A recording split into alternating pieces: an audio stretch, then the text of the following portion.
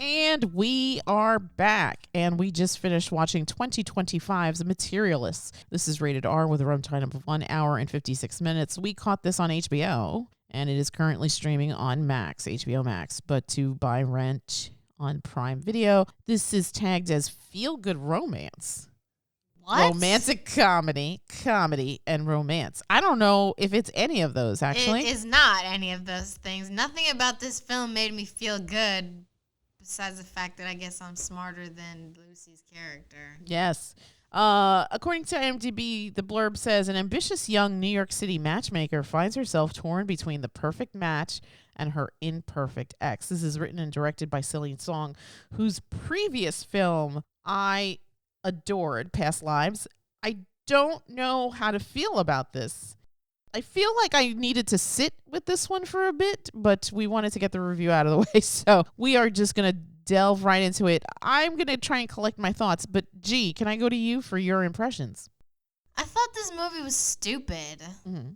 I didn't really like it. None of the characters really appealed to me. I didn't care for Lucy, which probably is like the main problem with the film, or maybe the thing that put me off the most, because if I don't really like the main character, it's sort of like, what's the point? So I didn't really like her.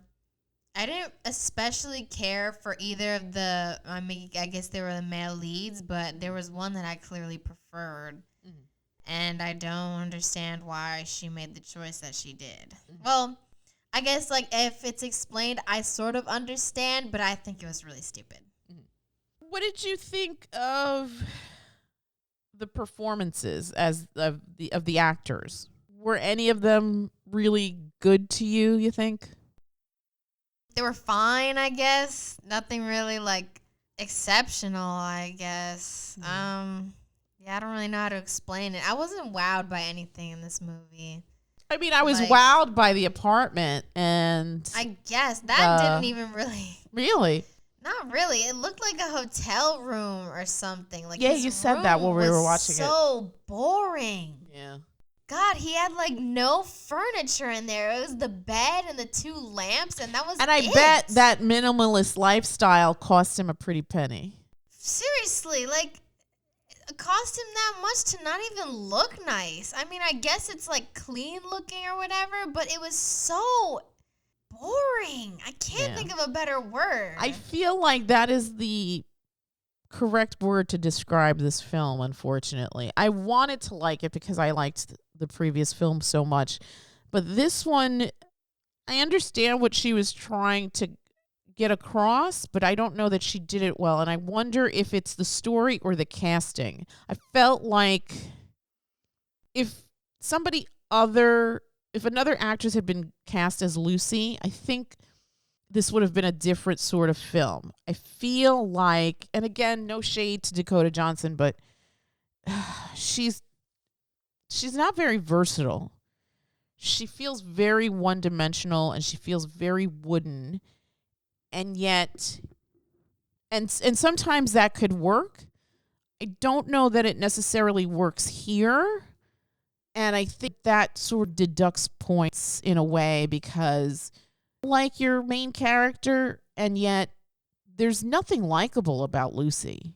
No, I thought she was annoying so many times in this movie. Oh my God. There's nothing. And it's interesting because I understood what she was saying, but the overall package of Lucy wasn't endearing, wasn't interesting. Not at all. Especially the endearing part. There was nothing like, she was talking about her clients like there's no like standout feature, but she was kind of talking about herself too.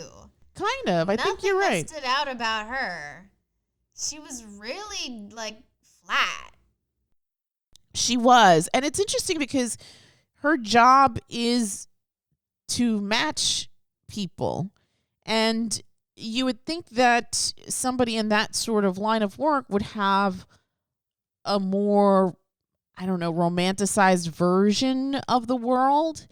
But she was, to your point, very flat. She was about numbers. She was about ticking boxes. And so that part kind of left me cold. because here she is at the beginning of the story. You find out that she's responsible for 9 weddings through this matchmaking service.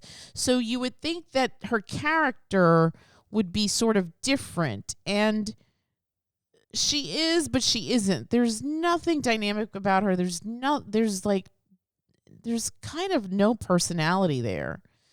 Any personality that comes through is from the written word. It's not from the acting itself. And that, I think, is a problem.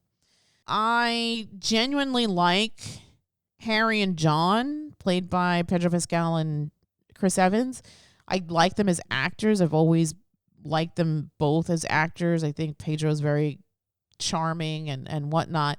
Maybe a little overexposed at this point. He might want to take a break here. But again, I didn't have a problem with his character until the end sequence with him, where he sort of has this revelation, and then it just seemed very unnecessary.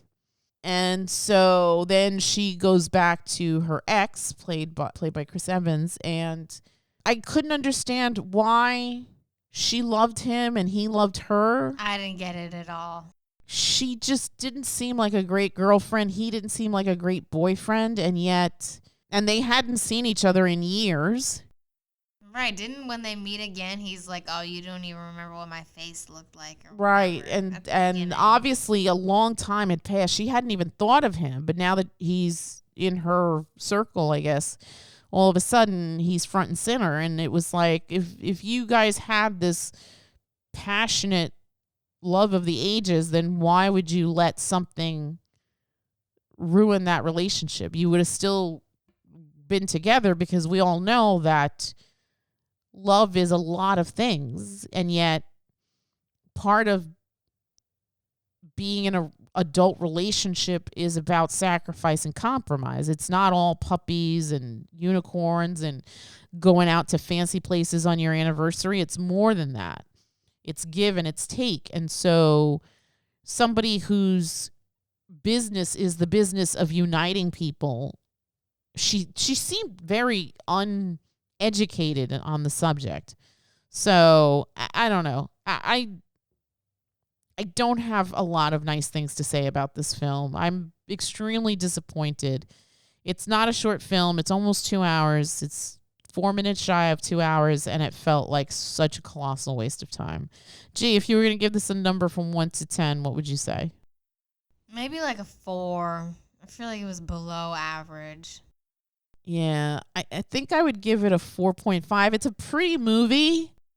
I mean, I really like the soundtrack on this thing, but her performance left me cold, and I really didn't understand the dynamics between like the three of them and this love triangle. It was just, I don't know. It didn't make sense at all. I mean, maybe if they had developed them more, I would have been more.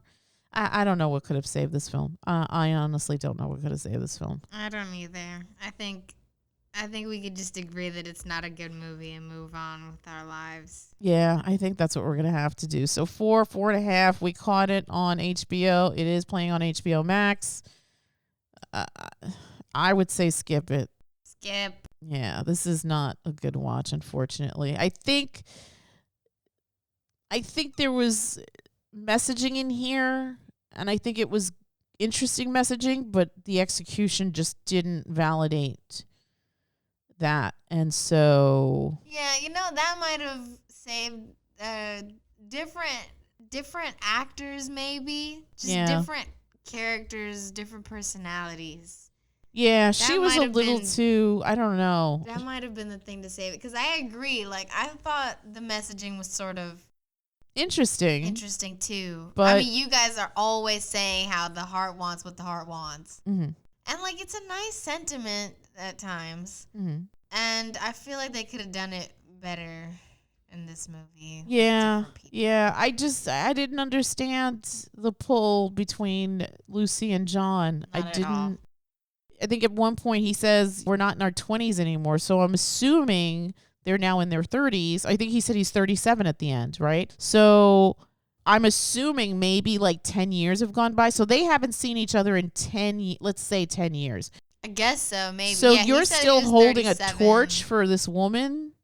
Like, that doesn't make any sense to me. Right. And I think in the beginning of the film, she said she's chosen celibacy, Right, which voluntary. fine, because she still had a thing for John, but that doesn't make any sense because you're in the city conducting matches. And so, not that you would necessarily be swept up in it yourself, because maybe she's really focused on her career, but I feel like your outlook on life would be very different. And I think that, like she says to the Harry character at the wedding, like she wants somebody that's filthy rich, but obviously that's just talk, because what she really wants is to be in love. Yeah, she was lying. Right. And so it was just weird. It was a weird presentation, I guess. I don't know how else to describe it. I think the idea was interesting. It's just maybe it was just bad casting. I don't know. I don't know what could have saved this. Again, it's pretty. It had a really decent soundtrack, but that's not enough to make a good film. So skip. Our advice is skip. And I'm sure there's other stuff that these three actors have done that's better. It's unfortunate because, again, I said Celine Song's other film,